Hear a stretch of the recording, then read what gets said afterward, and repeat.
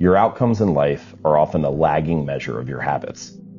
We think the thing that needs to change is the bank account or the test score or the number on the scale, but actually the thing that needs to change are the habits that precede those outcomes.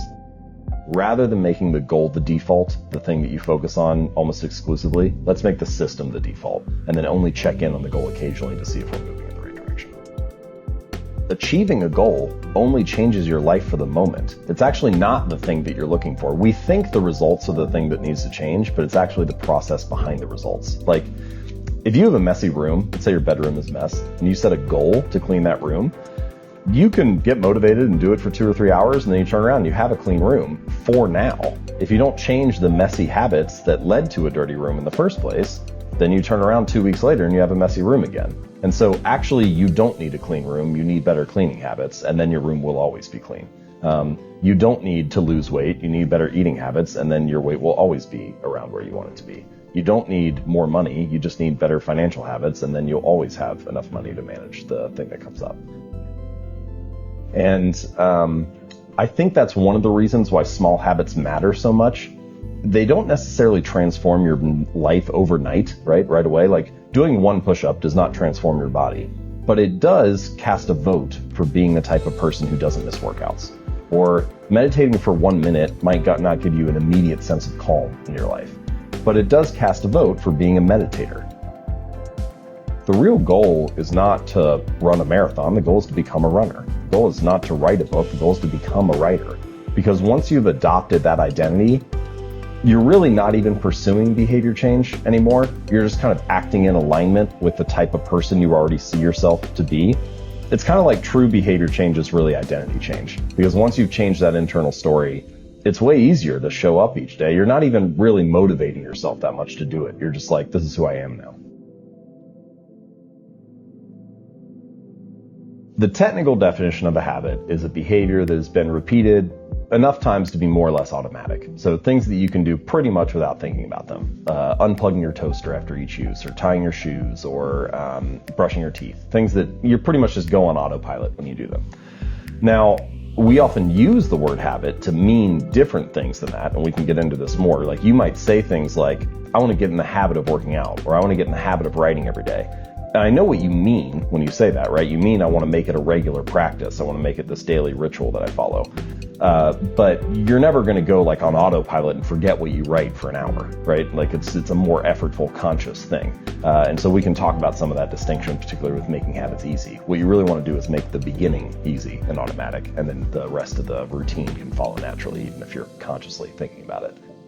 So that's what a habit is. It's this automatic response. Now, why does the brain build them? What role does it play? Well, as you go through life, you need energy to survive. And this is true not just for humans, but for all organisms need some kind of energy to survive.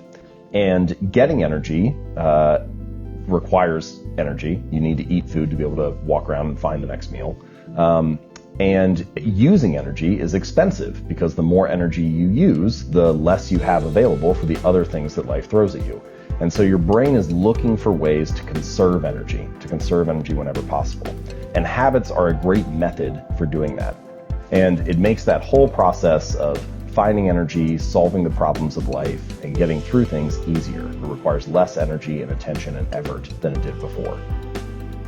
I started to realize, similar to what I hinted at a moment or two ago, that both luck and habits play a role in life, but that you have control over your habits. And the funny thing is, we're building them all the time, but a lot of people don't feel like they have control over their habits. They feel like their habits are taking control of them, that they're like a victim of these bad routines. And once you start to dive in a little bit and like uncover the layers and realize what a habit is and how it works, then you start to develop a little more control over it. And I think if we're going to be building habits anyway, then it makes more sense to be able to understand how they work and how to structure them so that you can be the architect of your habits rather than the victim of them. It's not that luck and randomness and uncertainty don't play a role in life. They do. You know, luck is a part of all of our lives to a certain degree, both good fortune and bad. But by definition, you don't have control over luck. And your habits also matter. And I think that the reason they're so worthwhile to focus on and understand is that they are the portion of your life that you can influence that also determines your outcomes. It's not just luck, it's not just habits, but one of those you have control over. And so it makes sense. The only reasonable strategy is to focus on what you can control. If you spend all of your time focusing on things you can't control, then you're just going to end up frustrated. Talent and genes, they play a role. And it's important, people have natural predispositions to things that make them better. But what you find is that nearly always when someone is a great performer in a particular domain, they are both well suited, so naturally talented or have some kind of predisposition to that area, and well trained. And so even if you are talented, you can't succeed without having great habits to execute and to fully realize the potential that you have.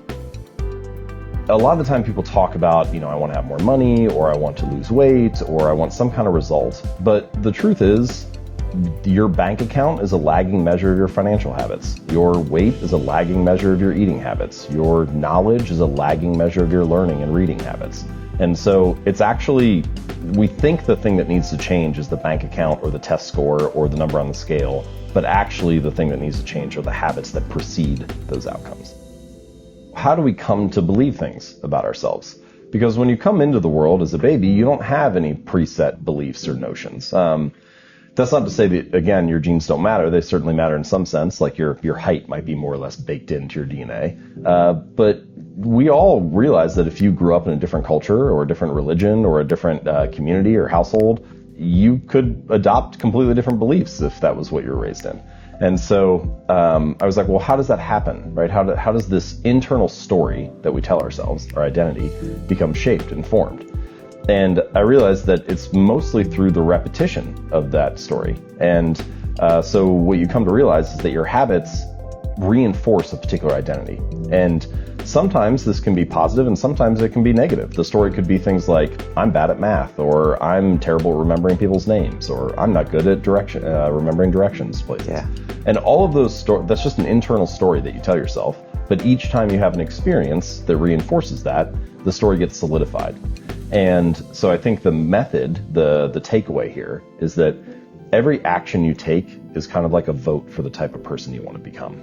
And if you can master the right actions, if you can master the right habits, then you can start to cast votes for this new identity, this desired person that you want to be. I should say goals do serve a purpose, right? It's not that they're useless.